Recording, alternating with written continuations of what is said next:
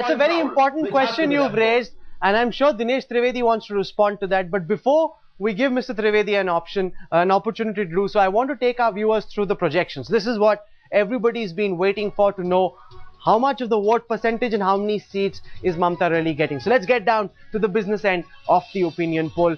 ORG is projecting a 46. Okay, first let's look at what we have on our screen right now.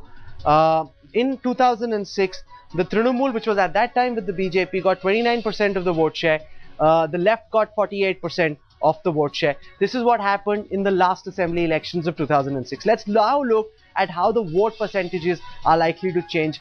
The Trinamool, which is now with the Congress, is likely to get 44% of the votes, which is a 15% gain from last time. That's a huge gain in favor of the Trinamool Congress. The left is losing about 5% of the votes, from 48% likely to come down to about 43%. That's a big slip for the left. So that's the vote percentages. Let's now take a look at how this translates into seats. This is the most crucial thing. Mamta Banerjee is coming back to power, but what sort of a majority is she getting? Let's take a look at the seats. We'll start with 2006 first, where the left got a very convincing mandate of 227 seats. This is slipping by 126 seats down to 101. The Trinamool, which had 30 seats in its alliance that time, is now likely to get 182, which is a gain of a whopping 152 seats. So that's really what it is looking at. Looking like ORG projecting that the Trinamool Congress, along with the Congress, will get 182 seats.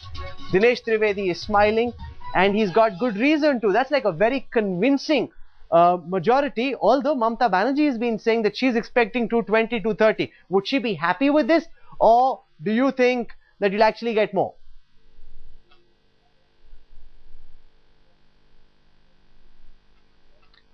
Is the question to me? That's right, Mr. Trivedi.